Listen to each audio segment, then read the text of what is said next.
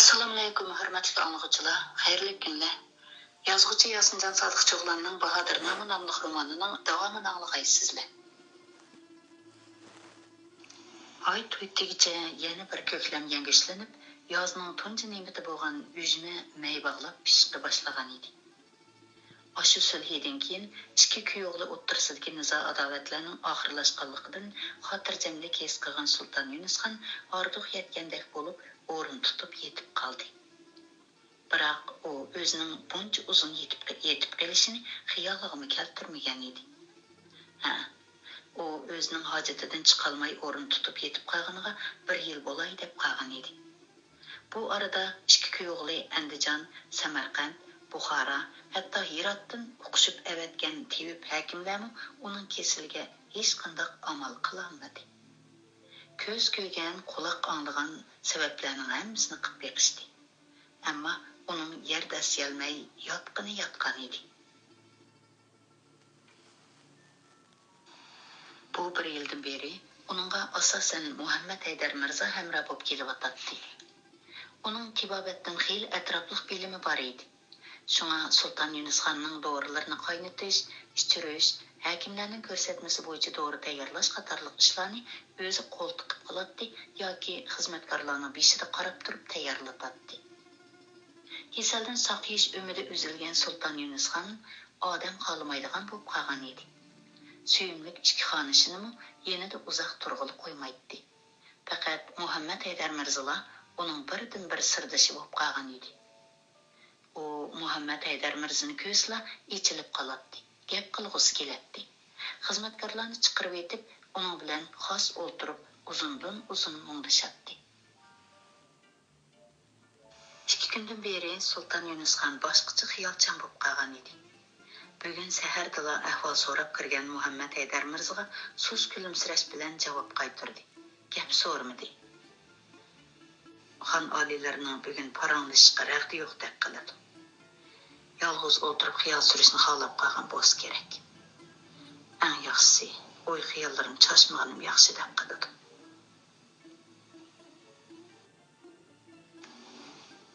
Aldirash ishlari bormidi, Sar Amir? Oldirab so'radi Sulton Yunusxon tam bilan sirtqa chiqishga tamshilib turgan Muhammad Haydar Mirzoga qarab. Muhammad Haydar Mirzo darhol kayniga yondi. Yo'q shu oliylari. Amisa talog'i oldirayligu. Aqlligohimning oramini buzmay dedim. Undaq bo'lsa chiqib ketmisizlar. Muhammad Haydar Mirzo Sulton Yunusxonning oyoq tarbiga kelib o'ltirdi. Meni yo'lab qo'ysalar, birdan o'tirg'im kelyotdi. Muhammad Haydar Mirzo Sulton Yunusxonning qo'ltiqidan avaylab ko'tarib o'ltirg'izdi. Ondan ikkitol paryostiqni oqisiga tashlab pam bilan yo'landirdi. Aplashib o'ltiraladimi oliylari?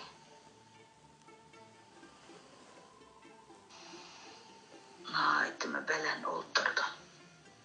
Sulton Yunusxonning chiroyida ozodlik bir kulki jilva qildi.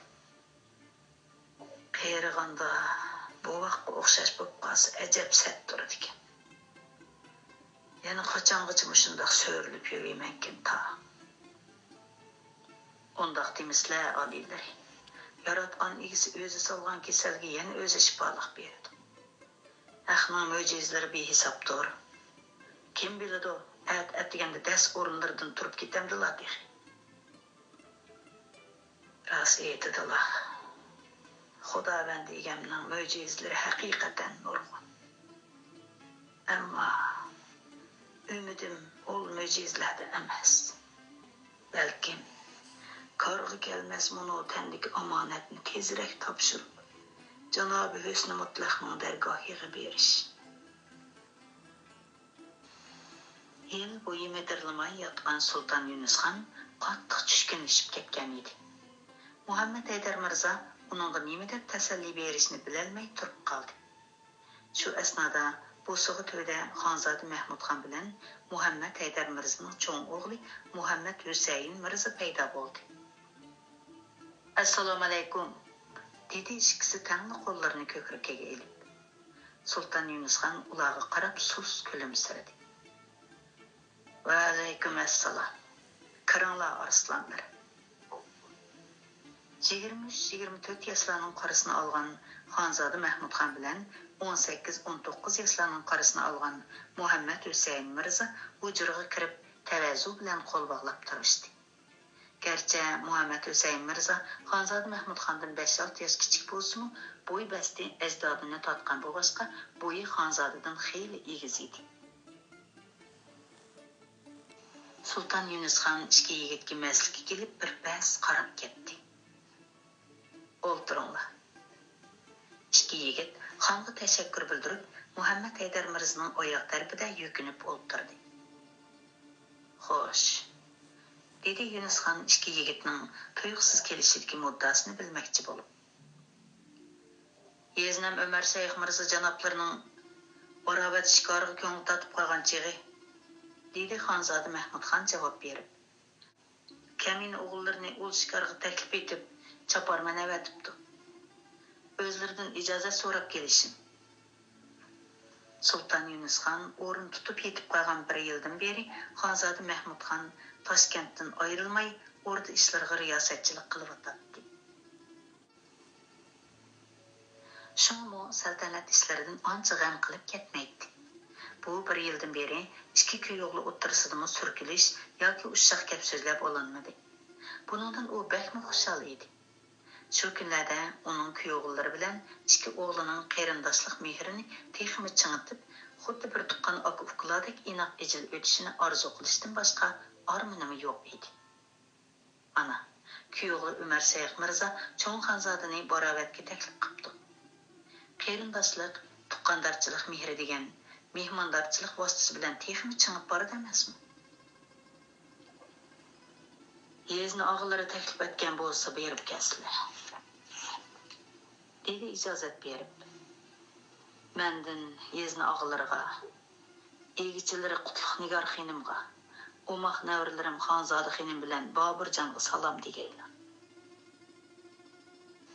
Men Xonzoda bilan birga bo'lsam bo'lamdi ota, dedi Muhammad Hüseyin Mirza dadasiga qarab. Sizlar degan hozir o'rda mahrami. Shunlashqa mendan emas, xon oliylardan ijozat so'rasalar, dedi Muhammad Haydar Mirza. Muhammad Hüseyin Mirza Sultan Yunusxonga loppida qarab qo'yib, beshini tuvan soldi. Bu ikkisi bir-birining soyasi tursa, tan bilan soyini qandoqmi ayirib etkili bo'lsin, dedi Sultan Yunusxon kulib. Sizlarga ijozat Amirzoda. Muhammad Hüseyin Mirza das o'rnidan turib tashakkur bildirdi. Qibligohimiz marhamatlikdir. Xonzoda Mahmudxon bilan Muhammad Hüseyin Mirza o'ttirsida tasvirligisiz bir do'stlik bor edi. O'smirlik davridan tortib birga cho'ng bo'lg'achqim bir-biridan faqatli ayrilmaydi. Xo'ja Abaydullah ishonning kelishtirilishi bilan qiynatlar va kuyovlar qayt yorishvagandan keyin Toshkentga oldin lashkar tortib kelgan Xonzoda Mahmudxon Andijonda turayotgan Muhammad Hüseyin Mirzani Toshkentga akeldirgan edi. 2 yil ayrilib turgan bu yigitlarning qayta yuz ko'rishgandan keyin do'stlik rishti ilgirkidan mubah chiqib ketgan edi. Sultan Yunusxon ularni bir-biriga hamdam bo'lib, saltanat ishlariga qarashsin deb Muhammad Hüseyin Mirzaga lashkariy divondan mansab berib, o'rda amirlari qatoridan o'rin bergan edi. Ularning bir-biriga shu qadar yaqinligiga masliga kelib, ularni bular bir-birining soyasi deb ta'riflaydi va do'stlik, birodarchilik degan mana shunday bo'lish kerak. Sar amir bilan ikkimizning do'stligi farzandimizga ulgu bo'ldi deb maqtanatdi. Qachon yo'lga chiqay deydilar. Allah xolisi ati bomdoddan yenib. So'g'ib pishgach tayyorlab olishni unutib qolmasizlar, dedi Sultan Yunusxon. Mehmondorchilikqa quruq qo'l berish yaxshi fazilat emas. Hatto raqibining uyiga ham shundoq. Yeznilari bilan egichilari bir mahal ayrilishga qiyolisa, Navram Xonzoda xonim bilan Boburjonni avatib bersin. Ol ko'z nurlarimni qo'ymi seg'inib ketdi. Yiroqdagi navrlarni seg'inib vermay, Yanlarındaki nevrilerini mi sığınıp koysalar atacan? Dedi Xanzade Mahmudxan erkilib. Yenimdikisini o elbette sığınıman. Lekin her nevrinin özüge tüşlük otu boludu oğlum. Bunu silim o nevrilik boğanda andın his kılıdılar. Xanzade Mahmudxan külümsirginice beşini eğdi. Edepsizlikimni keçirsile ata. Sili bilen anca kim çekişip koydum. Ol işki nevrilerini çokum evetkizip yerime. Ulanı Sılıl emas, Kamillerinin oğlumu sığındı. Pat-pat Baburcan ağzının qayğışını qılıdı. Nevriler kichikidin tatib pat-pat körüşüp tursa yaxşı emasmı? Xoş, men safar tayyorligini qilay emasa. İki yigit xo'shlashib chiqib ketdi. Sultan Yunusxon ularning orqasidan qarab xo'rsinib qo'ydi. Muhammad Haydar Mirza uning g'amgin ko'zlariga qarab ehtiyot bilan so'radi. Pamimcha on hazratimning biror ich pushig'i bo'lsa kerak. Nemisini day sar amal, dedi Sultan Yunusxon ulug' kichik tinib. Marhum jannat makon Sultan Abu Said Mirza odiylari bilan og'ilari. Marhum jannat makon Soniz Mirza janoblari. Hamda sizlarning madadkor bo'lishlari bilan otimiros tasarrufimni toji taxtimni qo'limga olgandan beri beshimdan nurg'un issiq sovuqlar o'tibdi. Saltanatni mustahkamlash, el yurtni osoyishlikqa yuzlantirish uchun jomimning yetishicha tirishchanlik ko'rsatibdi. Riyokor Mirza Abubakr isyonini tinchitish uchun shuncha tirishchanlik ko'rsatgan bo'lsaqmi, lekin bu niyatimiz amalga oshmadi. Mirza Abubakr Mo'g'lay suyarda o'z oldiga saltanat tiklib olganini oz deb, nazarini boshqa zamonlarimizga tikmoqda. Hala bugungi kunga kelganda mening ahvolim mana shu. Yovga taqobil turish emas, hatto chivin qo'rishqimi mag'durim yetmaydi.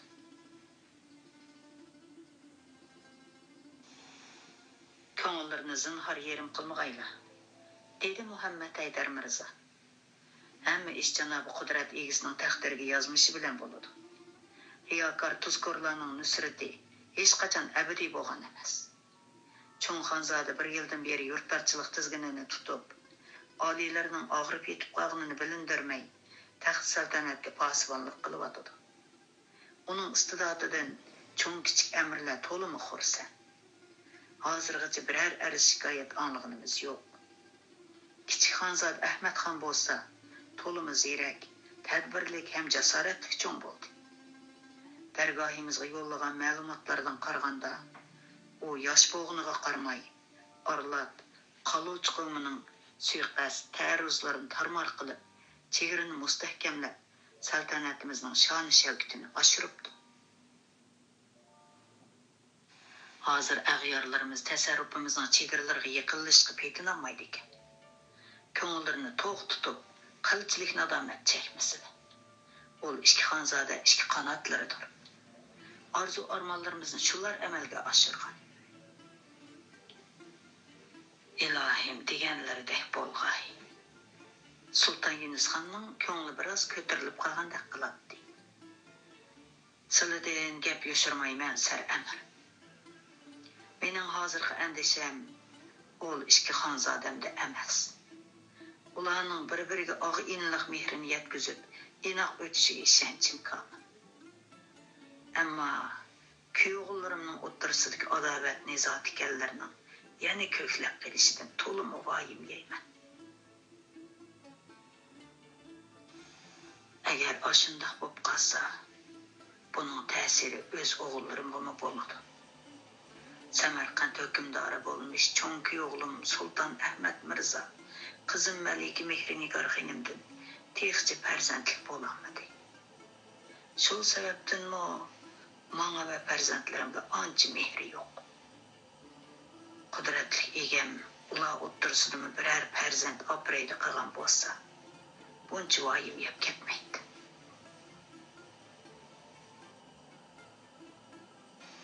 Muhammed Haydar Mirza beshini töven saldı. Sultan Yunus Xanның gepinin haqiqatan asası var idi. Onun bir tuqqan aka-uka üç kuyog'ullardan Farg'ona Amri Ömer Sayıq Mirza, Malika Qutlug' Nigar xonimdan bir qiz, bir o'g'il farzandlik bo'lgan.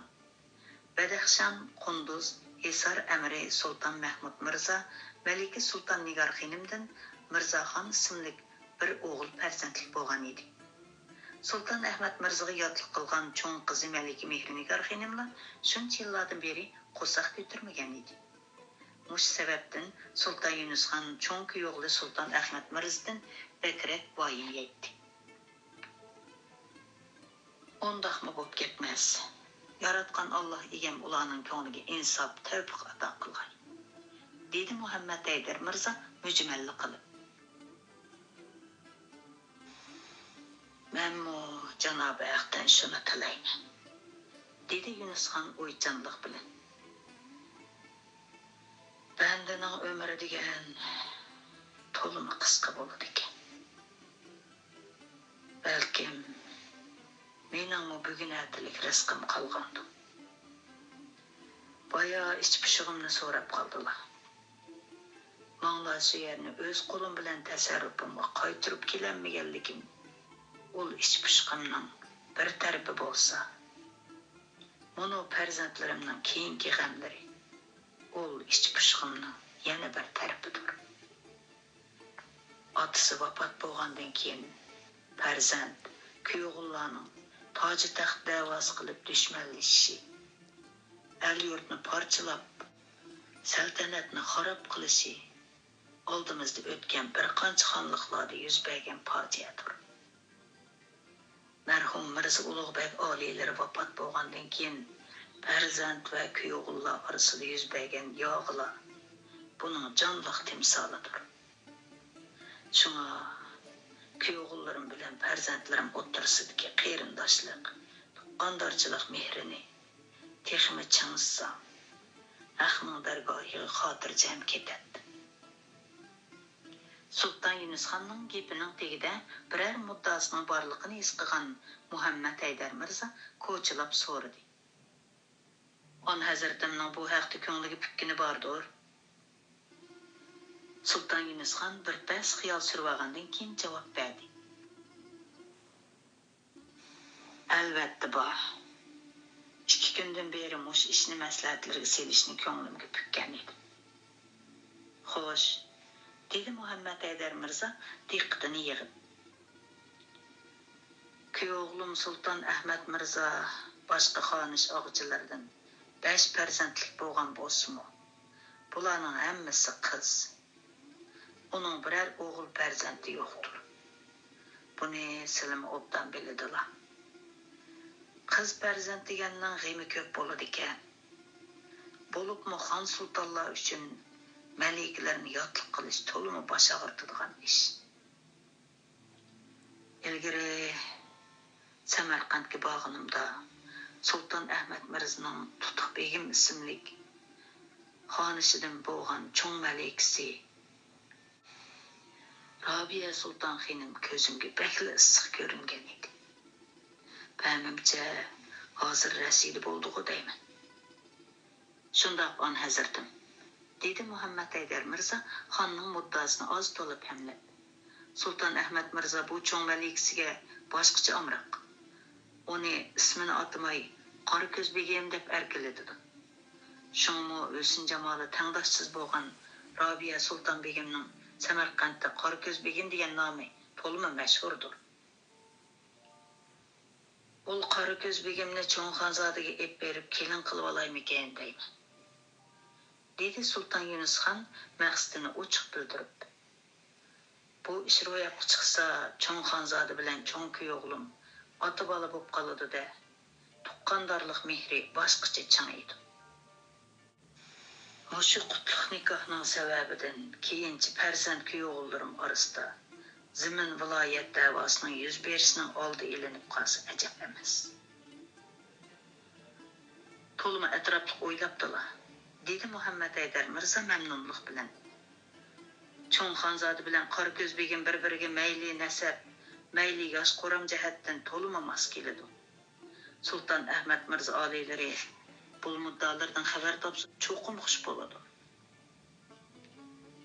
Aslida Kichik xonzodaga Sultan Ahmet Mirzaning ikkinchi malikasi Soliha Sulton begimni so'ritib, ikki xonzodaning to'yini biroqli qilib bitarman deb o'ylab edim. Endi xabar berayli desak orliq yiroq. Vaqt fursat o'tib ketadi. Mening ahvolim bu holda. Ömrüm yor bermasligi mumkin. Yilda bir necha qitim xat xabar elishyapmiz. Aros, Turpondan Burnokin xat keldi. Kichik xonzoda yana bir o'g'il farzandlik bo'ldi. Xitida o'l farzandga mening ism qo'yib berishimni o'tinibdi.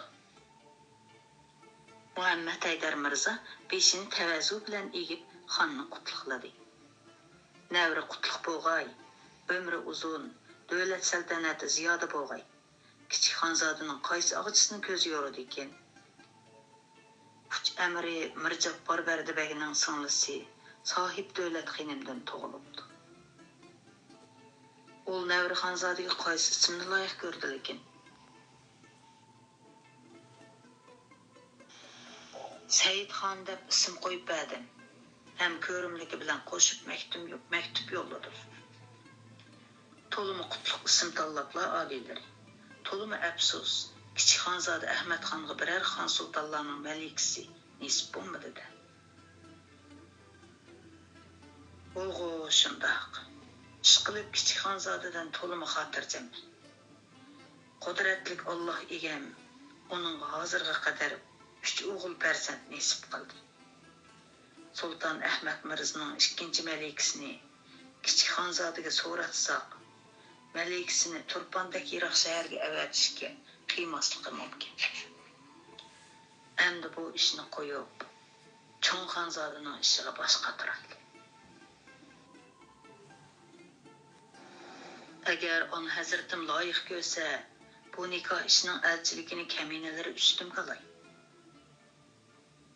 Pol ishqa siladan boshqa yana kim loyiq keladi? Dedi Sultan Yunusxon mamnunlik bilan. To'yliq sovg'at pishkashlarni tayyorlab, oldimizdagi hafta yo'lga chiqsa. Muhammad Haydar Mirza dast o'rnidan turib qo'l bog'ladi. Bosh ustiga. Samarqand. Qaynotasi Sultan Yunusxonning qudulishish muddasidan xabar topgan Sultan Ahmad Mirza damalliqqa javob bermay, xiyol surib o'tirib qoldi. Bu qudulishish ishining daxlisiz ro'yobga chiqishiga ko'nglida to'liq ishonch bog'lagan Muhammad Haydar Mirza uning xiyolchan turqiga qarab biroz taajjublandi. Ajab lomjim demay o'ltirdi ya. Yoki qaynotasi bilan qudulish Mirzaga tasadduq tuyulib qoldimi ya? Amaliyotda bu hayron qolgudek ishmi emas. Malik Qorko'z begim uchun Xonzod Mahmud xondan muvofiq loyiq yo'q. Yoki boshqa bir yerga ma'qullik berib qo'ygan bo'lsa tanlik qilyaptimdi. Buni mijroq deyil bo'lmaydi. Xon sultonlar bilan qudurlashishni kim xohlamasin? Tasarrufidagi amirlardan yoki qo'shni elning sultonlaridan birari bilan qudurlashishga ma'qullashib qo'ygan bo'lsa, ikki tayin bo'lib qelyaptam ekan. Boshqalarga ma'qullik bildirib qo'ygan bo'lsa, noma'qullik bildirib yenishib ketsa bo'laveradi. Mavara Unnahir sultoni bilan Mo'g'uliston sultonining shavkat oldida kimmi g'idin-g'idin qila olsin? Avval o'z og'zidan ikki og'iz gap anglab boqay. Navoda shundoq bo'lib qolsin, nasihat qilarman. Qaynotasining qudulishish taklifini xiyoliga keltirib boqmagan Sulton Ahmad Mirzaning xiyoli bo'lsa, boshqacha edi. Qaynotamning bu qudulish ishini o'ttirib chiqarishida qanday muddasi bor ekan? O'tgan yili u qaynotalik hurmatiga rioya qilganligim ham Pir Buzruk Xo'ja Nasriddin Abaydulloh Eshon hazratlarining lavzini yirolmaganligim uchun Toshkentni berishga majbur bo'ldim. Aslida insof qilib kuyovlardan shahar talashmaslik kerak edi. Uning tasarrufida shahar viloyatlar ozmidi? Qarab turib taxtigohini Toshkentga yetkazib oldi. Endi qo'pib qizini o'g'limga qudlishimiz deb elchivatibdi. Oğul farzandimning yo'qligi uningga ayon. Kimki cho'ng malika Qorko'z begimga o'ylanib, ko'raganlik martabasiga erishsa, Samarqand taxtigohida bir ulush haqqi bo'ladi.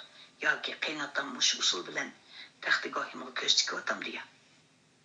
To'g'ri. Bu tarafini nazardan soqit qilishga bo'lmaydi. Gerçi oğul farzandim bo'lmagani bilan Osman Mirza, Sultan Velat Mirza, Malik Muhammad Mirzadan iborat 3 inim homiyligimda turmoqda. Ular merhum Cennet Makan Xon otamdan kichik qolg'ashqa tarbiyamda o'z farzandimdek cho'ng bo'lib o'tdi. Toji taxt tasarrufimni kuyovlimga bergandan ko'ra, ul inalarimdan birini valiat qilib miros qoldirsam yaxshi emasmi? Shunday qilsam nasabimizni uzilib qolmaydi. U olamga borganda marhum otamning ruhiga yuz kelalayman. Buning uchun xon sultonlar bilan qudlashmasligim, qo'l ostimdagi amirlarning amirzodlarini kuyovul qilib tanlashim kerak.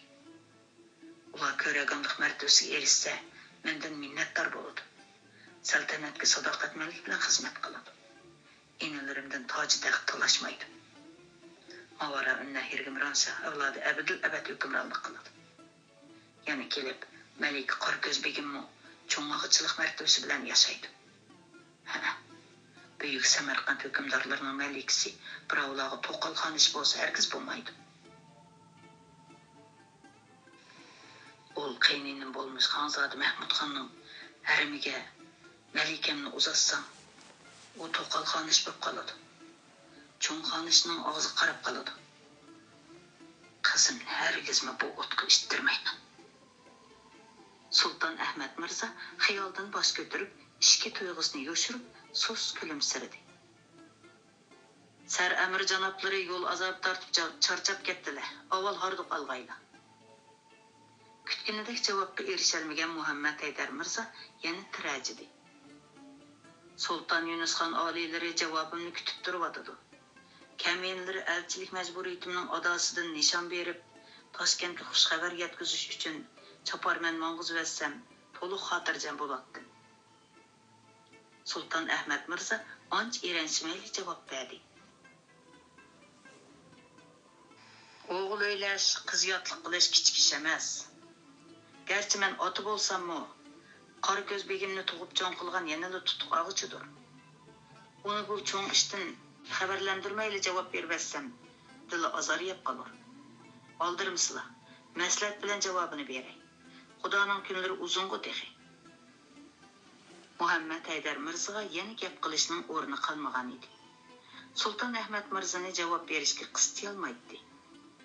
Qistisa ranjib qolishi mumkin edi.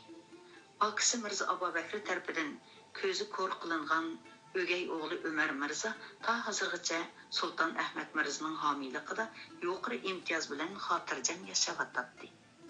Muhammad Haydar Mirza Toshkentga kelgandan keyin Oyjamal og'ichini elib, Umar Mirzani yo'qlag'ach Samarqandga bir qitim kelgan edi.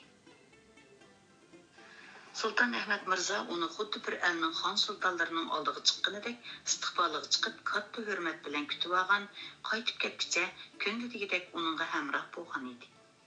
Shuningdek Sultan Ahmad Mirzaning mardlik, mehribonligiga chin ko'nglidan qoyil edi. Shu sababdan uni bekmi hurmatlaydi. Shunday qilib, Muhammad Haydar Mirza javob kutib, Samarqandda 2 oyga yaqin turib qoldi. Sultan Ahmad Mirza uni Xo'ja Abaydullah Ishonning qasriga birga ziyoratga olib bordi. Sharifiga har kunidagidek ziyofat, borovatlarni uyushtirib berdi. Gohi o'rdisida, gohi borovatlarda bo'lsin, uni cho'ng inisi Osman Mirzadan to'van, kichik inisi Sulton Velat Mirza bilan Malik Muhammad Mirzadan yuqori o'rinda o'tirg'izib, yuz obro'yini qildi. Ammo bu jarayonda qiziki Malika Qorko'z begimning to'y ishi to'g'riliq faqat eg'iz ochmadi. Turqidan Muhammad Haydar Mirza uchun javobini elish muhim bo'lgan bu ishni butunlay unutib ketgandek qiladi. Mehrnigor xonam Muhammad Haydar Mirzaning ko'ziga gumonsirab qaradi. Navatrang chehridan uning xos ko'rishga chaqirtilganidan taajjublanganligi chiqib turadi. Sultan Ahmad Mirzadan yana qayta so'rasini beab es qilgan Muhammad Haydar Mirza saqlab verishdan zerikib, oxiri Mehrinigar xonim orqali javob erishish niyatiga kelgan edi. Toshkentga qaytmasam bo'lmaydi, dedi u maqsadini qisqacha bayon qilgandan keyin. Sultan Yunusxon oliylari xabarimni saqlab turibdi. Ammo Sultan Ahmad Mirzo oliylari texchi javob bermayapti. Endi yana saqlab berishga toqatim yo'q. Sultan oliylaridan bir javob elib bergan bo'lsa yaxshi bo'ladi. Xonzoda o'z inalari bo'lgandan keyin bu ishga ko'ngil bo'lishlari kerak edi. Bu ishdan faqat xabarim yo'q ekan, dedi Mehrinigar xonim ajablangan holda. Tavba assalomu alaykum, dedi Muhammad Haydar Mirzo hayron bo'lgan holda. Qandoqsiga xabarlarda bo'lmay qoldi. Rostdan bu ishni sizlardan anglayapman. Mehrinigar xonim bir pas xiyol surib olgandan keyin davom qildi. Ahvoldan qaraganda sulton oliylarining bu ishni mening samimga solg'isi kelmagan o'xshaydi. Muhammad Haydar Mirzo Samarqandga kelgandan beri Mehrinigar xonim bilan bir qitim ko'rishgan bo'lsa, Sulton Ahmad Mirzoning oldida maqsadini deyishni be'ab ko'rgan edi. Qorko'z begimning nikoh maslahati bo'lsa, Mehrinigar xonimmi xabardor bo'ladi deb o'ylagan edi. Muhammad Haydar Mirzo gangirdi. Ajab. Buning ajablangidek yeri yo'q, sar amir, dedi Mehrinigar xonim Muhammad Haydar Mirzoni so'zligiga qo'ymay. Chunki birinchidan Malika Qorko'z begimga men o'gayani hisoblanaman. Ikkinchidan haramda men to'qalxonish hisoblanaman. Garchi xon oliylari hurmatimni qilib tursin-u, qo'saq ko'tarmaganligim uchun boshqa og'chilardan martabam ustun emasdir. Uchinchidan, on hazratimning bu nikoh ishiga roziligi yo'q o'xshaydi. Agar roziligi bo'lgan bo'lsa, albatta meni xabarlantiradi. To'rtinchidan, Qorko'z begimning validasi bo'lmish tutqog'ichining xabari yo'q o'xshaydi. Tutqog'ichi mendan to hozirgacha sir yushirgan emas. Bundaq ahvolda on hazratimni javob berishga qistab tanglik qila olmayman. Sizlar Toshkentga qaytdingizlar. Navod on hazratim bu ishni o'zi tilg'ib qolsa, javob olishga tirishib ko'raman. Xon otamning salomatligi yaxshi emas. Yarashtiribroq bir gap qilib qo'yaylik. Muhammad Haydar Mirzoning eng oxirgi umidimi yo'qqa chiqdi. Imonchi oldiraydilar, sar amir, dedi Sulton Ahmad Mirzo Toshkentga qaytishga ijozat so'ragan Muhammad Haydar Mirzoga qarab. Yana bir mezgil tursizlar. Elmo Samarqandda turg'unim 2 oydan eshibdi, dedi u o'zining javob kutib turgan vaqtini alohida eskartib. Sulton Yunusxon oliylarining salomatligida faqat yaxshilanish bo'lmayotdi. Ansirab turibman. Qaysidiroq turay. Janobi qiynatamni shipga keltirib turib olsizlar, sizlarni appelishga amalim yo'q o'xshaydi. Bugunla menga men deb turib olmasizlar. Atiga yo'lga sep qo'yay. Kashda ayrim bir mundishib olay. U Sulton Ahmad Mirzoni elchilikka javob berarmikin degan tamada yana bir kun turishga ma'qul bo'ldi. Ammo kashda Muhammad Haydar Mirzoni uzitish uchun katta ziyofat raslagan Sulton Ahmad Mirzo qizi bilan qaynonasining to'y ishi to'g'rilib faqat eg'iz ochmadi. Muhammad Haydar Mirzo Toshkentga qaytib kelganda kuz fasli oxirlashib qolgan edi. U javob kutib yotgan Sulton Yunusxonga faslga do'ngab mujmalli javob berdi. Sulton Ahmad Mirzo muddolarini anglab to'lim xushal bo'lgan edi. Biroq to'y tayyorlik qilamiz deb bo'g'cha qishqirib qoldik. To'yni tayinliq kelar yili yozda qilaydi deb turib oldi. Kaminlari zo'rlashib petinolmadi. Ko'zini to'g'risida tikib yotgan Sulton Yunusxon bu javobdan ancha qanoatlanmagandek qiladi. Bu 4-5 oydan beri uning kesili xeyli eg'irlashib, teni ko'rinarlik ojizlab ketgan edi. Shafqatlik Alloh egam, kelar yil yozg'icha yoshig'ini nesib qila, dedi Sulton Yunusxon xursingan holda. Na amal, qudini majburlayolmaymiz. Sizlarmi ko'p jafo chekdilar. Berib orom olsizlar. әді кәңташа мұңдышармыз. Sultan Yunus xanның kayfiyatining ancha yaxshi emasligini his qilgan Muhammad Haydar Mirza ortiq gap qilmay asta kayniga yondi. Milodiya 1487-yili ahdiyoz. Şakılı qetişib süzlüşke başlagan örük horuları yopurmaqlar arasından marib, o'yla aramlardagi turlik gullar po'raklab echilib, Toshkent shahriga saratonning shapisi kelishga boshlagan edi. Qilin jandi quloqlarni kiyib qalandar darvishlardan boshqa kishilarning hammasi yelin kiyinib olishgan edi. Yillardan burunla tijorat boshlagan dog'chilar dog', muzqaymoq, sharbatlarga xaridor chaqirishadi. Oyiz maddahlar atrofiga odam to'plab jangnama so'zlayotdi. Shahar turmush halakchiligida tinimsiz chepib yurgan kishilar bilan qizib ketgan edi.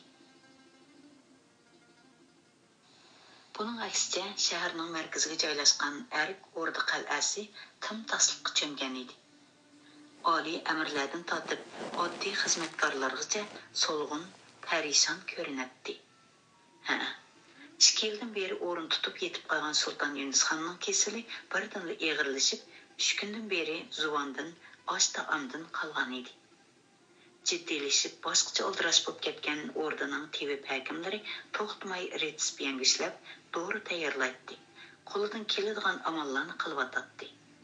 Molla, Daxon, Perxunlarning kech-kunduz kirpiq qoqmay o'qigan duo subko'shlari qilgan sabablarim kor qilmayotdi. 3 kundan beri dadasining qeshidan neri ketmay o'tirgan Xonzoda Mahmud xonning uyqusirab ketgan ko'zlari qizirib ketgan edi. U elidan eliga amalsizligini bildirib, shumshib turgan hakimlarga vaqiraydi. U Daxon Perxunlarni qo'g'lab chiqiribdi. Jon qayg'usida qolgan hakimlar uning oldida bir tishlan bo'lib qolgan edi. Sultan Yunus xonning jonsiz qo'lini tutib o'tirgan Muhammad Haydar Mirza eli uning peshonasini tutib baqatdi, eli quliqini yiqib, yurak so'qishini tinchab baqatdi. Eli putini tutib baqatdi. Atgandan beri Sultan Yunus xonning put qo'llari muzlab ketgan bo'lib, yurak so'qishimi bor bilan yo'qning oraliqida edi. Canan chinidagi demaydi suyga chilangan dogini Sultan Yunus xonning gaz bog'lab ketgan lavlariga avaylab surtiyotgan Muhammad Haydar Mirza tuyuqsiz Yunus xonning kirpiklarining medirligini sezib qoldi. 3 kundan beri Sultan Yunus xon ko'zini ochmagan edi. U darhol quliqini xonning ko'krigiga yoqdi-da, yurak so'qishining birdan ishtiklab ketganligini his qildi. On hazirdan ko'zni ochishga tamshalgandek qiladi. Muhammad Haydar Mirzaning bo'sh ovozi timtos saroyning ichida jaranglab ketdi. Hammalarning ko'zi Sultan Yunus xonga og'dirildi. Xonzoda Mahmud xon darhol dadasining bosh tarafiga o'tdi. Ota, ko'zlarini ochsila, anglayotamdilar. Sultan Yunus xonning lavlari kirpiki bilinar-bilinmas medarladi, lekin ko'zini ocha olmadi. Daqiqa o'tmay nafas elishi istiklashdi. Tuyuqsiz xort-xort qilib bir nachini tinib, jimib qoldi. Muhammad Haydar Mirza uning tomirini tutdi. 2 barmoqini burniga akaldi. Ko'rgi beringlar. Muhammad Haydar Mirzaning chiroyi tatirib ketgan edi. Mulozimlar darhol aynak ep keldi. Muhammad Haydar Mirza aynakni Sultan Yunus xonning og'ziga yaqin akilib tutdi. Aynak faqat o'rda olmadi. Muhammad Haydar Mirza lossida o'ltirib qoldi. Allaqandoq bir mudhish bishoratni g'uvo his qilgan Xonzoda Mahmud xon Muhammad Haydar Mirzaga cho'chib qaradi. "Etsla, saramir, xonatam." Xonzoda gapining oxirini og'zidan chiqara olmadi. Muhammad Haydar Mirza asta beshini ko'tardi. Taramlab yosh to'kilgan ko'zlarini Xonzodaga tikkanicha asta pichirladi. Qalu inna lillahi va inna ilayhi roji'un. Qiblagohimizning muborak ruhlarining lochini Akliq olamida parvoz qilib, Janob Haqning dargohiga safar qilibdi. Yo'q, yanglishdilar. Ota! Xonzoda Mahmudxon shundoq degenicha o'zini Sulton Yunusxonning ustiga otdi. Shu hamon saroy ichini yig'izar qapladi. Yanıla Muhammad Haydar Mirza o'zini tutib olgan edi. U dadasining meyitiga o'zini etib yig'layotgan Xonzodani asta yo'lab o'ltirg'izdi. As-sabru miftahul farah. Dedi u Xonzodaga tasalli berib. Sabr qilsizlar Xonzod oliylar. Bundaq faryod ko'tarsizlar Janob Haq bilan davolashgan bo'lib qoladilar. Hammamiz rahmat daryosining sharbitini tetg'uvchilarmiz. U Sulton Yunusxonning putini quchoqlab yig'layotgan o'g'li Muhammad Husayn Mirzaga qaradi. So'limi sabr qilsizlar Amirzoda. O'zini to'xtatib, Xonzod oliylarga tasalli bersizlar. Bayqi birinchi oyatning ma'nosi biz albatta Allohning iqdorchiligidamiz. Chuqum Allohning dargohiga qaytamiz. Ikkinchisining ma'nosi sabr shodlikning ochqichidir deb izohat. Muhammad Husayn Mirza das o'rnidan turib Xonzodaning qishig'iga keldi. Lekin tasalli berishning o'rniga Xonzodaning bo'yniga eslib ho'krab yig'lab etdi. Muhammad Haydar Mirza ikki yigitga 1 daqiqa qarab olgandan keyin atrofdagi amirlarni sharatlab tashqarqi saroyga chiqdi. Hammalari sabr qilishqayla, dedi u yig'lamsirgan holda. Havo bek issiq. Xon oliylarning oxiratligining tayyorligini darhol qilmasak bo'lmaydi. Sizlar, dedi u amirlashkar buyon qo'liga qarab. Yerlik ilish ishlariga muvakkal bo'lg'aylar. Sizlar, dedi u Mirza Devonning amriga qarab. Turpandagi kichik xonzoda Sulton Ahmad xonga, Samarqanddagi Sulton Ahmad Mirzaga, Badaxshondagi Sulton Mahmud Mirzaga, Andijondagi Umar Shayx Mirzaga darhol musibatnoma tayyorlab avatgaylar. El-yurtga darhol musibat jakorlangay. Muhammad Haydar Mirza amirlarga bir-birlab vazif topshirgandan keyin Sulton Yunusxonni yerligida qo'yib bo'libla cho'ng xonzoda Mahmudxonni darhol taxtda o'ltirg'izishni ko'ngliga pukdi. Ertasi Sulton Yunusxonning meyiti Toshkent shahridagi mashhur ziyoratgohlardan biri bo'lgan Hazrati Xovon Tahur mozoriga dafn qilindi. Ondan Muhammad Haydar Mirza oliy amirlar bilan qisqalik kengash o'tkazib, toj taxt bir kun posbonsiz qolsa bo'lmaydi degan qarorni chiqarishdi-da.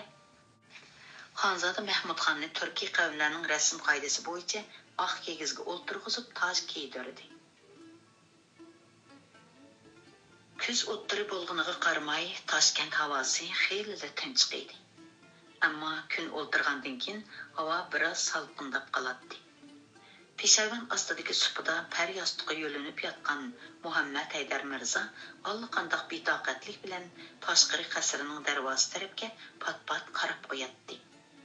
Putqo'llarini yengil tutayotgan 18-20 yoshlar chamisidagi 2 nafar mulozim yigit uni jo'ritmayla yeli o'ng tarafga, yeli so'l tarafga pat-pat o'rildirib qo'yatdi. Ziyoda charchab ketgan Muhammad Haydar Mirza mo'dirib yiqilib tushgan bahona bilan bir kech kunduz o'shsiz yotgandan keyin tili so'zlamas, puti bosmas bo'lib qolgan edi. Garchi tiyuplarning ko'ngil qo'yib davolashi bilan ost-osta gap qilalig'idek bo'lgan bo'lsa-mu, puti faqat harakatga kelmay yotadi. Uning mushu holatda yotganiga bir necha oy bo'lib qolgan edi. Shu topda u cho'ng o'g'li Muhammad Husayn Mirzaning yo'liga betoqatlik bilan talmirib o'ltiradi. O'g'li kelmagan sari tashvishli xayollari kuchib ketib boradi. Amirzodam nemish shu chaqqish kelmaydigandi. Hozir boraman deb gap avatganigimi ishga oshpishim bo'lay deb qoldi. Yoki Sulton Mahmudxon oliylarni ashta qal'asiga hujum qilish niyatidan yondirishga amal topolmay yuramdi ekan. Allah egam xon oliylarning ko'ngliga insof berib, bu xato niyatidan yondirg'ay. U hozir do'st bilan dushmanni farq etolmay o'tadi. bir qism bədniyyətlərinin fitnələrə işinib, addi yolluq mötəbər əmrlərini öldürgününü azdı. Qeyrindaşlarını özüge düşmən sanavatdı. Onu qattiq agahlandırıb bu niyetidən tosish gerek edi. Əfsus, mening ahvolim mushundaq. Bu ishni faqat o'g'lim Muhammad Husayn Mirzadan boshqa yana kimga ishinib topshira olmayman.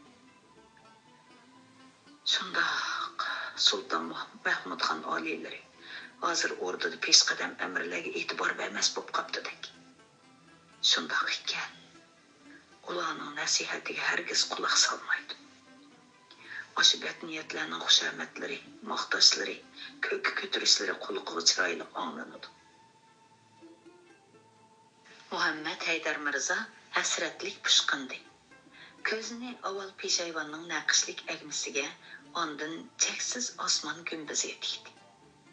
Әті havaның uçuq bo'lganligidan bishorat berib, tumanlagan yulduzlar jimirlaydi. Mərhum Jannat Makan Sultan Yunusxon oliylari meni Samarqandga elchilikka avatib, Cho'ng'onzodagi kuyovli Sultan Ahmad Mirzaning malikasi Qorko'z begimni so'ratqinida.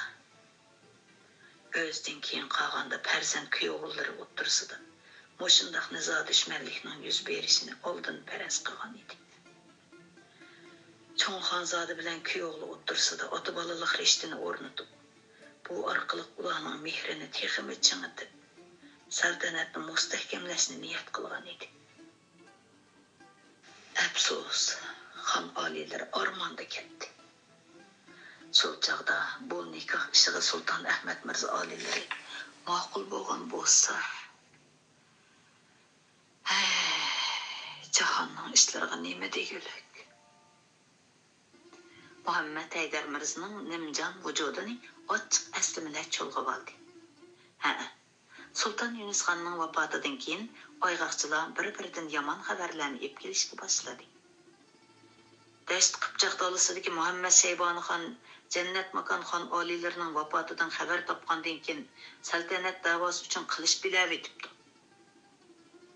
Qibligahimizning vafotidan xabar topgan Mirza Abu Bakri tamomi lashkarlarini jami qilib, quchoq qarab lashkar tortibdi.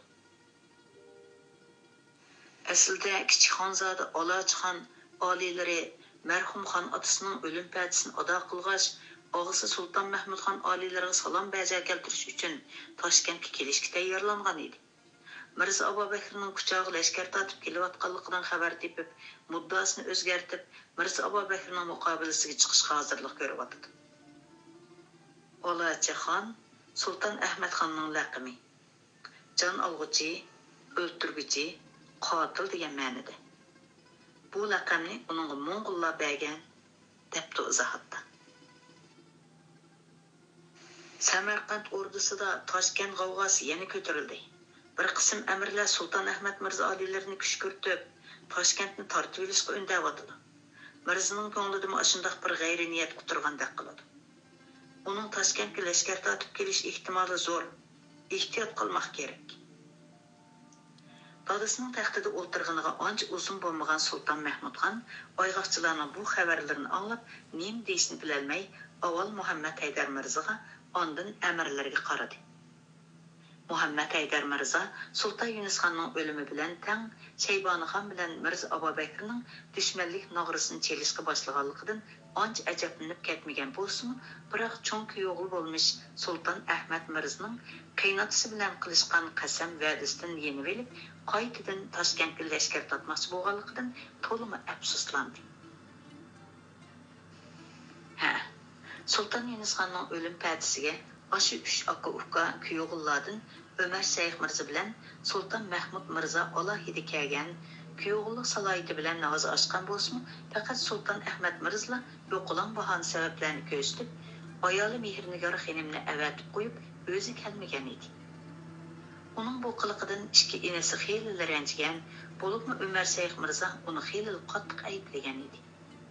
Shu chaqda Muhammad Haydar Mirza og'zidan chiqarmagan bo'lsa-mu, ko'nglida Sulton Ahmad Mirzaning uzoq o'tmay qaynotasi bilan qilishgan va'dasidan yenib olishni o'va faraz qilgan edi. Biroq bir necha kundan keyin buni ziyoda gumonxo'rligi jo'rib esidan chiqarib o'tgan edi. Cenab-ı Allah bul ahiret makanını yani behişni, paniyede çoğunçılıkni ve buzgunçılıkni közlemeydiğen bendilerim için yarattın degen eken. Dedi Muhammed Eydar Mirza taxtda g'amkin o'tirgan Sultan Mahmud Xonga qarab. Buningdan bilmek kerakki, Tangri Taala bandalarni cho'ngchilik qilish, buzg'unchilik qilishdan va mansab martaba olishdan to'sigan.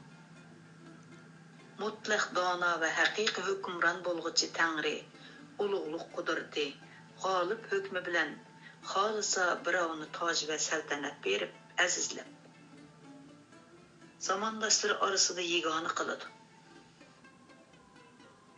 Chunki har qanday bandaning yoki yaxshi yoki yomon oqibati bordir. Yaxshi oqibat har qachon fazilat egalariga nisb bo'lg'usi. Shaybonixon bilan Mirza Abu Bakr azaldan saltanatimizga zavolliq tilayotgan va ushbu shum maqsadlari uchun harakat qilayotgan ashaddiy raqiblarimizdir.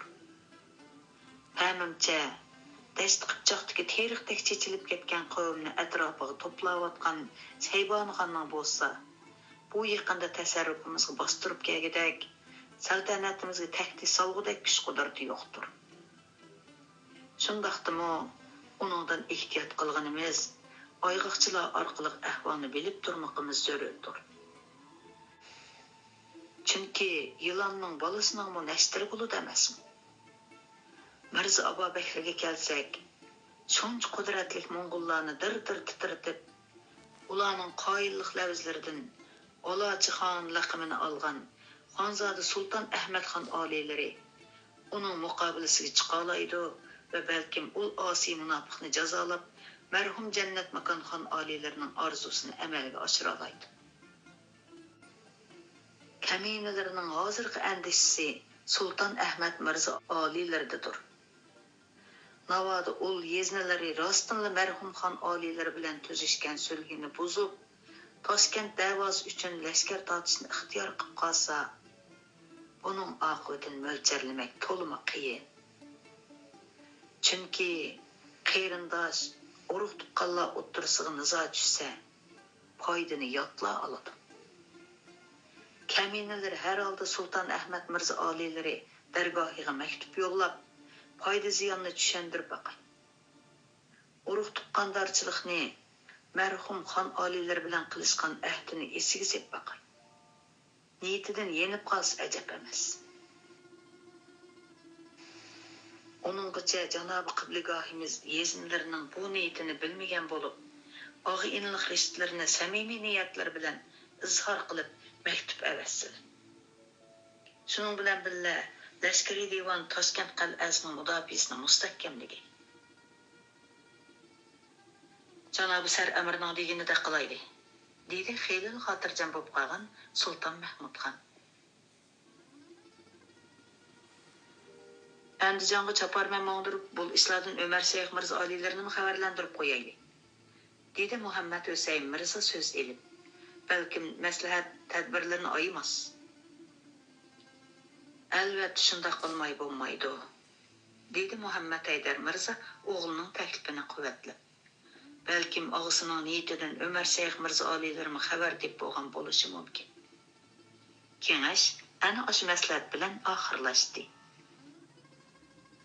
Muhammad Eydar Mirzaning yozgan maktubining qilchilik unumi bo'lmadi. Sulton Ahmad Mirza maktub elib bag'chini javobsiz yondirgan edi. Toshkentga olaydan yetib kelgan Umar Shayx Mirza bo'lsa, akasiga nasihat qilishni xohlamadi.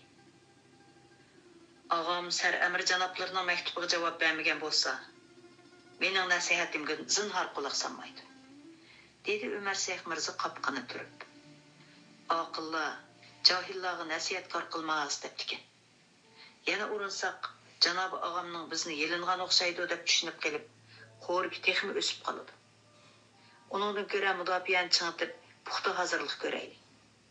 Men Andijondan ko'maklashishga sarkarlashganlarimni avatay. Ular kelib Ashtar qal'asiga joylashsin. Navod og'am dushmanlik navrasini chelib lashkar tortib kelib qolsa, birlikda taqobil turaylik. Umar Shayx Mirzaning bu taklifini Sulton Mahmud Xon bilan Muhammad Eydar Mirza birdek qo'lladi. Shu sababdan Ömər Səyid Mirzənin xillanğan sərkərdi ləşkərləri Toshkentga kelib mustahkam qo'rg'on Ashta qal'asiga joylashgan edi. Bu aralıqda Muhammad Haydar Mirza kelishmaslikka uchrab, polish bo'lib yetib qoldi. Shuning bilan orada saltanat ishlarini bartaraf qilish Sultan Mahmudxonga o'ngcha yuklanib qoldi. Ayg'oqchilar Samarqanddan Sultan Ahmad Mirzaning lashkari hozirlik ko'rayotganligi to'g'riliq pat-pat ma'lumot yo'llayotdi. Ammo nima uchundir Toshkentga rasmiy lashkar tatmayotdi. Vaqtning uzursiga ergishib, Toshkentliklarning Samarqandliklardan bo'lgan andishisi bora-bora pasayishga boshladi. Jiddiy holatdagi lashkariy mudofaami bora-bora bo'shashdi. Dastlabda har kuni degidek Sultan Ahmad Mirzaning ahvolini surishti qilib turadigan Sultan Mahmudxonning hatto 10 kunda bir qaytimmi surishti qilmaydigan bo'lib qoldi. Uning ko'nglidagi andishlari asta-asta ko'tarilib ketgan edi. Yangidan taxtga chiqqan bu yosh hukmdorga yaxshi ko'rinishni, fursatni ching tutib uning yaqin mahrimiga aylanib olishni ko'ngliga bukkan bir qism jonboqda amirlar ha desa Sultan Mahmudxonning diqqatini bazmi barobat o'yin tomosha, kayf safoga buraytdi. Uningga xushomat, maqtash so'zlarini yomg'irdak yog'diratdi. O'yin tomoshalarga boshqacha berilib ketgan Sulton Mahmudxonning ko'nglidagi musibat qayg'usimi, yog'i andishisimi butunlay ko'tarilib ketgan edi. U ashu xushomatchi amirlar bilan kun-kunlab birga yuradi. Bir qism peshqadam amirlarning nasihatlari quliqiga xush yoqmaydi. Hatto ulardan o'zini qochiradigan bo'lib olgan edi. Haliqi xushomatchi amirlarning qo'lida na lashkari, na ma'muriy huquq yo'q edi. Chunki ularning o'rdadagi martabasi to'van edi. Ular yosh xonni to'liq indakka keltirib olgandan keyin qizil ko'zlarini ashu mo'tivar amirlarning qo'lidagi mansab martabalarga tikkan edi. Uni bir amal qilib tortib olish haqida boshqa turishadi. Bir amallarni qilib ashu peshqadam amirlarning ishlaridan, so'z harakatlaridan qusur chiqarishadi. Ularni Sulton Mahmudxonga chandirmay chaqishtiradi. Samarqand tarafdan ziyoda ehtiyot qilib ketib boramizmi? Nima qibligahim? Meningcha shundoq. Sulton Ahmad Mirza oliylari nimalar degan bilan xon egitchisining kuyosi. Uning ustiga marhum Jannat Makon xon oliylari bilan va'da qasam qilishgan. Qarab turib lavzdan yenib olmas. Ori, kaminlarning koltipamimchimi? Ba'zanlar Sulton Ahmad Mirza oliylarini Toshkentga lashkar tatmoqchi degan bahona qilib, org'a sovuqchilik selish muddasiga yetmoqchi bo'lgandek qiladi. Navoda ashundoq yomon niyati bo'lgan bo'lsa, allaqachon lashkar tatib kelar edi. Hozirgacha hech bir shart yo'q deysizlar. Ularning muddasi sovuqchilik selishli bo'lmasi kerak. Qandoq deydilar janoblari? Aniq turmamdi. Mushuni bahona qilib xon oliylariga o'zlarini saltanatning homiysi qilib ko'rsatmoqchi. Go'yo toji taxtni o'zlari qo'llayotgandek. Ular bo'lmasa saltanat ishlari yurishmaydigandek. Shunga xon oliylariga nasihat qilgan bo'lib, tanbeh berishga petinyapti.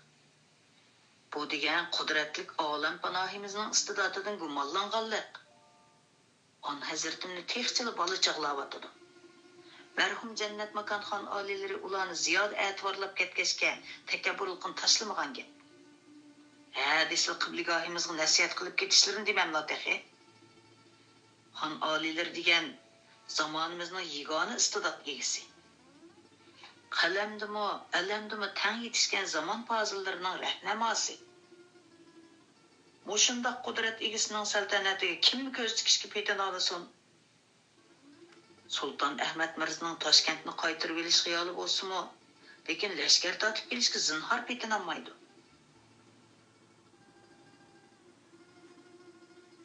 Ular mushuni bahona qilib adolat panohimizni tizginlamoqchi. Ular bir-biriga do'st atishadi, lop urishadi. Sulton Mahmudxonning ko'zicha uni maqtaydi. Ismini tilga olmay turib, peshqadam amirlarga zaharxandalik bilan hujum qiladi. Sulton Ahmadxon bo'lsa, ularning bu fitna fasodlarga, maqtashlarga ko'ngil qo'yib quloq soladi. Oxiri ahvol shu darajaga yetdiki, u aşı əmrlərinin hər qandaq sözlərə şəksiz işinadigan, bergen məsləhətlərini qəbul qıladigan, hər qandaq tələblərini dərhal orunlaydigan boldu. Ular Sultan Mahmud xan bilan Muhammad Hüseyin Mirza'nın o'ttirsidagi o'smirlik davridan boshlab o'rnatilgan qil sig'mas do'stligini bilgachga, faqat Muhammad Haydar Mirza'ningla yomon gapini qilishga petinolmaydi. Onun sizmi palash bo'lib o'zining hojatidan chiqolmas bo'lib yotgan Muhammad Haydar Mirza ularga hech qanday xavf keltirolmaydi. Sultan Mahmud xan taxtda o'tirgandan keyin Muhammad Hüseyin Mirza'ni lashkariy divanning amirligiga tayinlagan edi. Muhammad Hüseyin Mirza'ning o'zini ilgarigidek odosh deb chaqirmay, oliylari on hazratim, posivonim, qibligahim deb chaqirishiga norozi bo'ladi. Ilgarigidek odosh deb otishni talab qiladi. Sultan Mahmud xanning Muhammad Hüseyin Mirzaga bo'lgan do'stlik mehri haqiqatan ziyoda edi. Şunu o altın taxt joylashgan Shohsupaga taxtning yeniga bir parcha zilchi soldurib, uningga Muhammad Hüseyin Mirza'ni o'ltirg'izdi. Haramga kirmagan vaqtlarda orom oladigan hujrasining yeniga o'ziniki bilan o'xshash qilib hujra hozirlatqizib berdi. Har qitim yangidan to'n sarpoy kiysa, Muhammad Hüseyin Mirza'ga bir qo'r usti bosh tayyorlatqizadi. Hamda uning o'zi bilan har qanday joyda, har qanday vaqtda taklif takallufsiz ko'rishni, so'zlashishni talab qiladi. Ba'zi barovatlarda uni o'ng yanida o'tirg'izadi. Ilqi xushamatchi amirlar shu sababdan Muhammad Hüseyin Mirza'ni hayiqatdi. Xonga qanday xushamat qilsa, uningga shunday xushamat qiladi. Beşidən turli issiq soğuqlarni o'tkazmagan Muhammad Hüseyin Mirza Sultan Mahmud xonga o'xshashla ularning muddasidan bexabar edi. Xushamat, maqtashlar ularning ko'zlarini qilin bir qat parda bo'lib to'sib olgan edi. Ish harakatlarga ko'z quloq bo'ladigan, boshqarib turadigan, yaxshi yomonni ko'rsatib beradigan otalar bo'lmaganligi uchun tomirlarda yigitlik qonlari urg'ib turgan bu yigitlarga o'sha amirlarning kundagidek uyushtirib turgan bazmi barovatlari bakmi yiqib ketgan edi. Ordadagi bir qism amirlarning xushamat, chiqimchiliklarimi Sultan Mahmud xonning bir qism peshqadam amirlarni orda ishlaridan chaplashtirib, ularning qo'lidagi huquqni o'sha amirlarga elib berishlari Muhammad Hüseyin Mirzaga qilchilik g'ayri tuyulmadi. Chunki ularni g'aflat bosgan, mag'rurlik, takabburlik illatlari vujudlarini chirmab olgan edi. Shuning bilan mansab martabalarining eti ulug', supur quruq bo'lib kelayotganligini his qilishgan peshqadam amirlar yomonligini qilib, o'rdaga kelmay, qasrlarda yetib olishdi. Yar yomonlig'anga xo'sh, men qutulganға debdikan. O'rdaga kelmisi texi yaxshi. Kam qolgan ibodatlarni qilib olsin. Dedi Sultan Mahmud xon ularning bu ishini parvoyig'imi olmay, bosh og'riqidan qutulganiga xush bo'lib. Yosh sultanning bu muomalasidan haqorat his qilgan peshqadam amirlar qo'saq ko'piklarini chiqarib olish maqsadida bu Yanquli Bahodirning qasriga kelishdi. Sultan Yunus xonning vafotidan keyin taxtga chiqqan Sultan Mahmud xon yorliq tushirib, xos navkarlarni o'rda muhofazat qo'shinining yasovullariga qaytib etgan edi. Yangi xonning yangi navkari, yangi navkarbeshi bor edi. Sultan Mahmud xon yangi navkarbeshini o'rda muhofazat qo'shinining o'rinbosar amirligiga tayinladi. Uning oldidaroq Muhammad Hüseyin Mirza'ni o'rda lashkariy divonning amirligiga tayinlagan edi. Mərhum Sultan Yunus xonning xos navkarbeshi o'rda muhofazat qo'shinining amiri, qo'shimcha lashkariy divanning amir lashkarligini ustiga olgan bu Yanquli Bahodir Sultan Mahmud xonning bu farmonini qo'llab, lashkariy divonni Muhammad Hüseyin Mirzaga o'tkazib bergan edi. Amirzodam mushundaq vaqtida lashkariy divonga bosh bo'lib, lashkariy ishlarga pishsin. Menmi yashinib qoldi? Bir orom oladigan vaqtim yaqinlashib qoldi. Degan edi bu Yanquli Bahodir norozi bo'lgan Muhammad Haydar Mirzaga tushuncha berib. Sizlar undaq deganlar bilan Amirzodining bundaq cho'ng ishining o'tishdan chiqolg'uchiligi yo'q, dedi Muhammad Haydar Mirza. Xon oliylari uning bilan bo'lgan do'stlikni nazarga ilib, ashundaq yorliq tushirgan chog'i. Amirzodega ishonsizlar, sar Amir. Yetişilmegen tarafları biz bu emasmi? Buyanquli Bahodirning chin yuragidan chiqarib aytgan so'zlarini anglab Muhammad Haydar Mirzo jim bo'lgan edi. Biroq uzoq o'tmay Muhammad Haydar Mirzo o'rin tutib yetib qoldi. Sultan Mahmud Xon bir qism peshqadam amirlarning o'rniga atrofida xushamad qilib yurgan yosh amirlarni almashtirishga boshladi. Sultan Muhammad Xonning Buyanquli Bahodirga bo'lgan muomalasida ancha o'zgarish bo'lmadi. Ammo Buyanquli Bahodir yiliqi huquqidan ayrilib qolgan peshqadam amirlarning qo'saq ko'pkini anglab o'ylanib qoldi. Xon oliylari har holda menga yuz xotir qilibdi. Men bu vaqtida o'zimni so'rab olay. U ana shularni xiyolidan o'tkazgandan keyin tortishib turmayla yashinib qolganligini bahona qilib navkar beshilik ordu muhofizachilar qo'shinining amirlik martabasidan iste'fo so'radi. Sulton Mahmud Xonmo ancha takalluf qilmayli ijozat berdi. Buyanquli Bahodir qasriga tarafbonli kelgan 4 peshqadam amirni xushchiroy kutib oldi. Marhaba, janobi peshvolarimizning poyi qadamlari G'ayrib xonimizga yetibdi. Qutlug' bo'lg'ay. Saroyga kirib joylashib o'tirib olgan amirlar fotiha qilib bo'lgandan keyin bas-basda dodlashga boshladi. Peshvoligimiz qursin. Hozir biz o'rdada qarg'i kelmaslardan bo'p qoldik. Sulton Mahmud Xon oliylarining ko'ziga sad ko'rinib qoldik.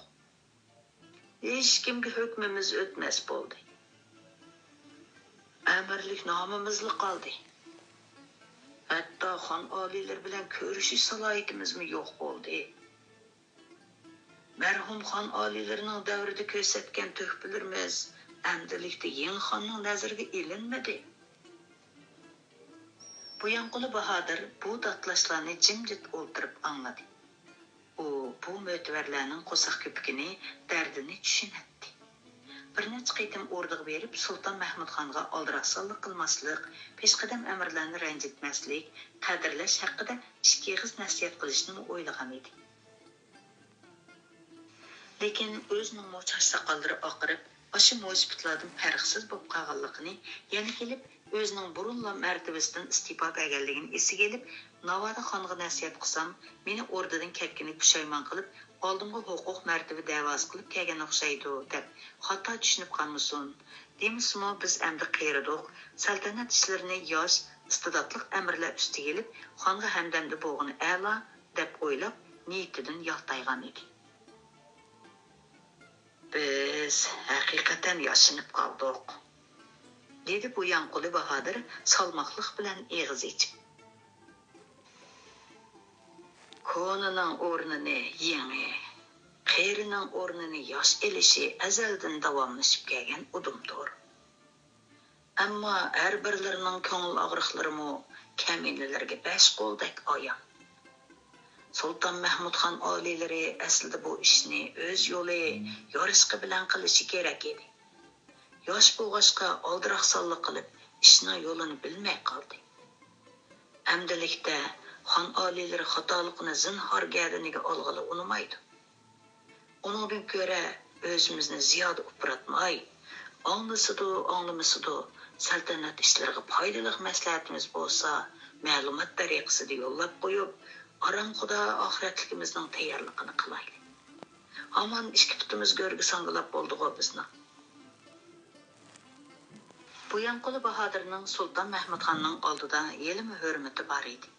Chunki Sulton Yunus Xonning eng ishonchli, eng sadoqatmand bu sarkardasidan o'rdadagi cho'ng-kichik amirlarning hammasi tap-tartatdi. Haq-nohaq qarashi aniq bu sarkarda har qanday odamning martabasiga qo'shqapqa qarab o'tirmaydi. Ko'nglida qanday gap bo'lsa, yuzdan yuziga daveradi.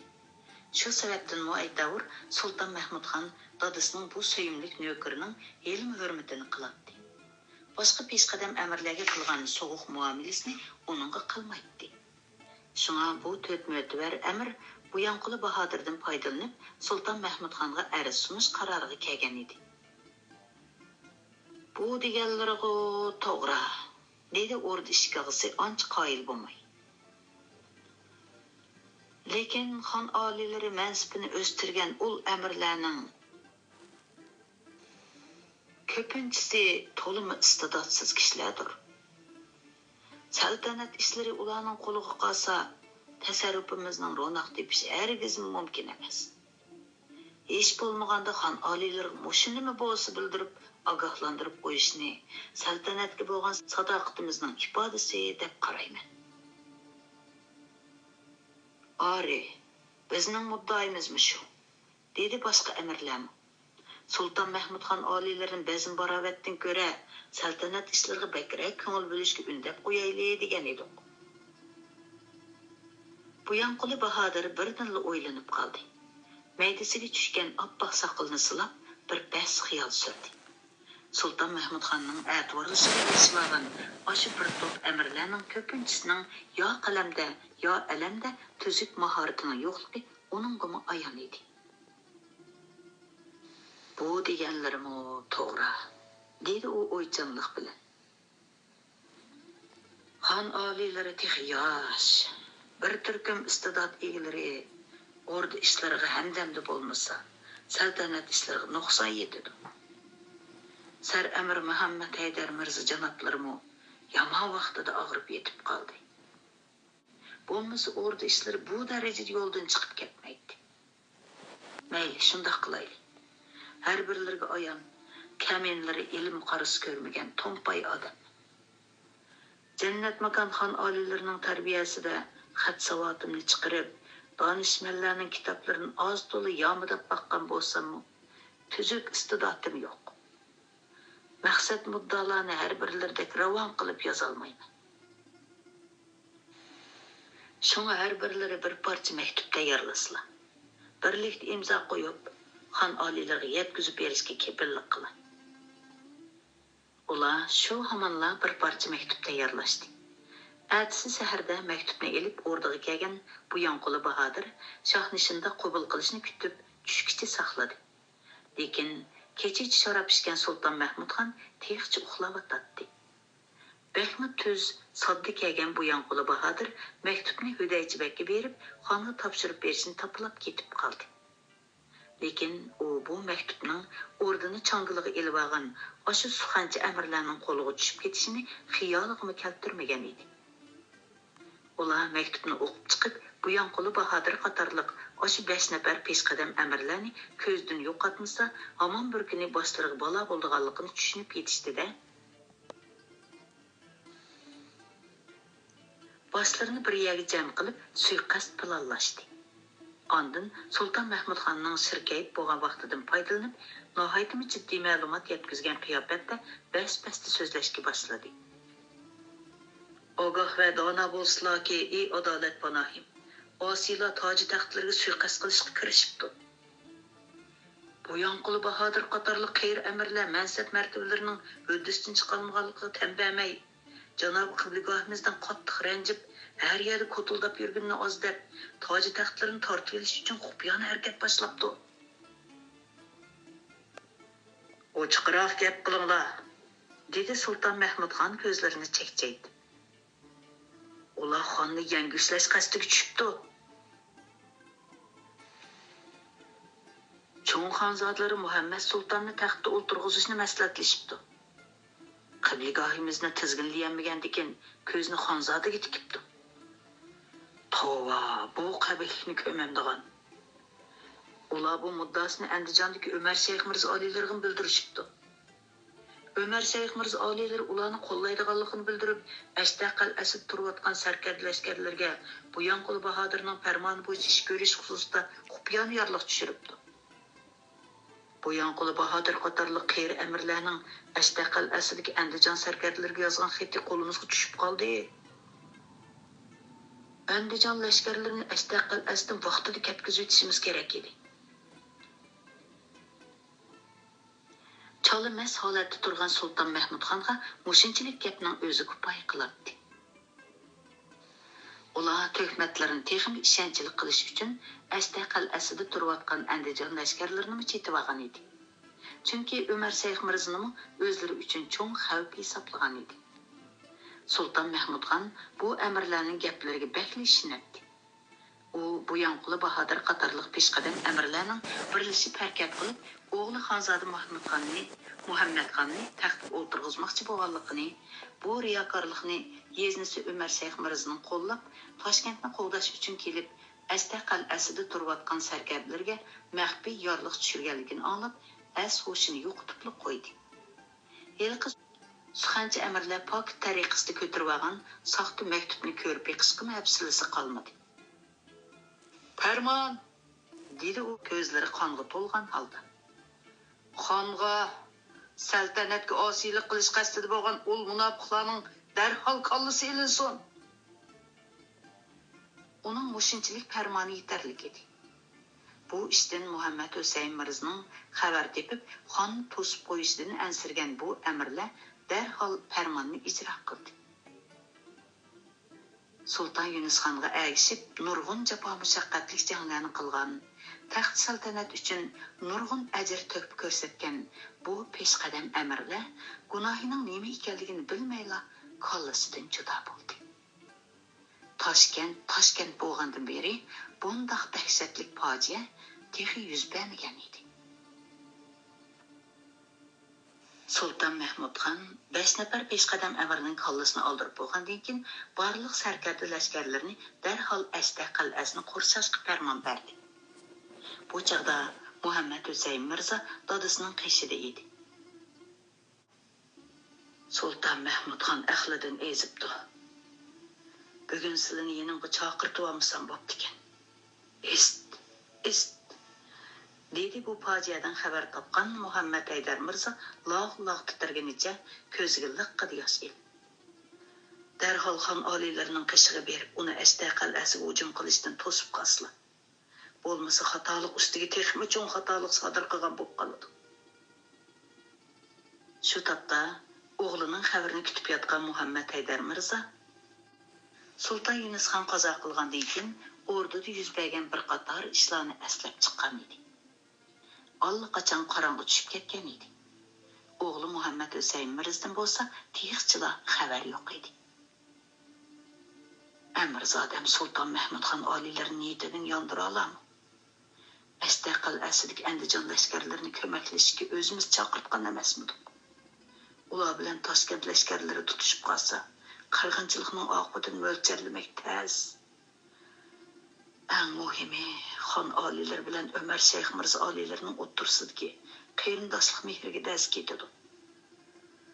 Balkim shu sababdan dushmanlashib qolishi mumkin. Bunisi texmi xatarlik. Nima ishlar bo'lib ketib boradi ha? Sulton Mahmudxon azaldan o'zimchi, takabbur, oldirang'i edi. Jasorati bo'lgan bilan parosati kam edi. Jannat makon Sulton Yunusxon oliylarining orzu armoni bu emasdi. Buyanquli Bahodir xon oliylar nimancha aqlsizlik qilganda. Boya Amirzodam bilan xon oliylarining oldiga billa bossam bo'pti ekan. Qanday qilsam bo'lar endi? Muhammad Haydar Mirza bir bas ko'zni yumib yotgandan keyin birdanla ko'zini ochdi. To'g'ri. O'rdadagi ahvoldan xonishoyimlarni xabarlantiring. Xonish Ison Davlatxoni bilan Shoh begim xon oliylarini gapga kirgizalaydi. Har qancha bo'lsin, xon validalarining nasihatini anglab qolin. Bu aql kollamga nemiskin burunroq kelmagandim. Ular haramda bo'lg'ashqa bu fojiadan xabarsiz qoldi qachon. Lekin hozir chaparman evassam, bu vaqt bo'lganda haramga qandoqmi kiralisin? Haramning darvozalari namozjon bilan tang taqiladigan tursa. Ey qudratli Tangrim, har balo qazodan o'zing saqlag'aysa. Muhammad Haydar Mirza kech kirib qaqmay chiqdi. Tongning tezroq etishini tilaydi. Tong etishi bilanla haramga chaparman mog'dirib, ikki xonishni o'g'liga nasihat qildirishga oldiraydi. Nahaytim afsuski, tong otmay turibla ansirgan ish oxiri yuz berdi. Tuyuqsiz qo'rshovga tushib qolgan Andijon sarkardalari Sulton Mahmudxonning qal'ani topshirib Andijonga qaytib ketish talabini qat'iy rad qilgan va Umar Shayx Mirzdan farmon bo'lmaguncha Asta qal'asidan hargiz ayrilmaydiganligini bildirishgan edi. Bu javobning asosi bor edi. Chunki ular Sulton Mahmudxonning emas, Umar Shayx Mirzning farmonini e'tirof qildi. Qoida bo'yicha Sulton Mahmudxon bu talabni Umar Shayx Mirzaga qo'yishi kerak edi. Muhammad Husayn Mirza hujumga o'tgan sarkarda lashkarlarni to'sishga amalsiz qoldi. Andijon lashkarlari jon jahli bilan qarshilik ko'rsatgan bo'lsa-mu, lekin o'zlaridan nechasi ko'p lashkarlarga tang kelinmadi. Jang Andijon lashkarlarining mag'lubiyati bilan oxirlashdi. Ular tamomı degidek qirilib ketgan edi. Bu qirg'inchilikdan atisi osh vaqti bilan xabar topgan Xonish Isom Davlatxonim bilan Shohbegim Sulton Mahmudxonni bir hoza ayblagandan keyin yomonlab Andijonga ketdi. Kutilmagan bu fojiadan kechikib xabar topgan Umar Shayx Mirza qaynonasi Sulton Mahmudxonning qilgan bu aqlsizligidan qattiq g'azablandi. Ammo uni adaplash uchun Toshkentga lashkar tortishga amalsiz qoldi. Chunki Ashtar qal'asida qirilib ketgan o'sha bir tuman lashkar uning asosli qo'shini edi. Shu topda uning qo'lida tuzuk lashkari qolmagan edi. Ilojisiz dardini ichiga yutishga majbur bo'ldi. Bu g'albisidan o'zini jahonda tangdoshsiz hisoblagan Sulton Mahmudxonning xo'rigi texim o'sib ketgan edi. Hurmatli anglag'uchilar, yozuvchi Yosinjon Sodiqcho'g'lanning Bahodirnoma nomli tarixiy romanining 4-qismi mush yerda oyoqlashdi. Ko'ngil qo'yib anglag'aninglarga rahmat, xayr xo'sh, omon bo'lgaysizlar.